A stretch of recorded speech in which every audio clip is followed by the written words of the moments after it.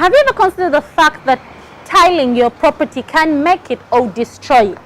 Many times we do not consider the tiles we use in the property. You go for cheap, or you go for something that you feel, okay, when you're still constructing it will work out. But in the long run, it may actually make or destroy your property. So choose the right colors, choose the right texture for your tiling, and have what is perfect for your property. It's the interior designing tips of the week, brought to you by Plascon.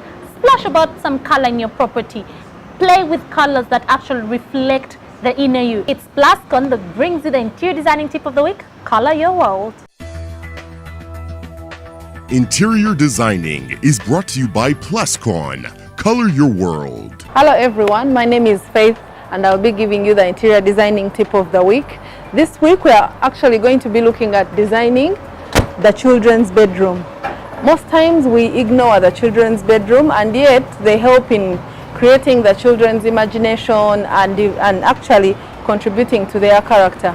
So this week I'll be giving you the few tips that you can look at while you're designing your children's bedroom. When you're doing their furniture, put it at their level where they can access it. This will actually help them to keep neat, to keep the bedrooms neat, because they don't have to leave the things all out on the ground. So the other thing you're going to look at is the color scheme. Definitely, if it's a girl, if it's a boy, you're going to be looking at different colors. So these help to add character, to actually define for the children, to define the children's character in future. It actually helps to shape them as well. So you look at the pink for the girls, the purple, the lilac, and then for the boys you look at the blues, the grays, and the colors that are timeless. So because you don't want to be changing colors all the time, so consider the colors that you're going to be that are going to be in the kids' room from the time they are born to actually to the age of 5 or 6. So you don't have to change all the time.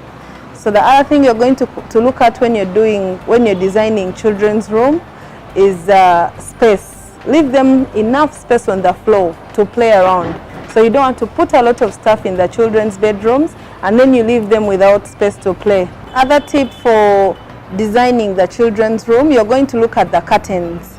This is something that you should put so much thought into.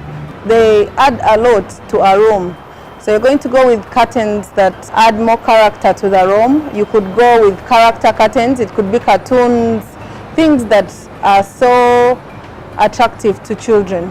So that's what you'll be looking at while decorating a child's room. You're going to look at their lighting.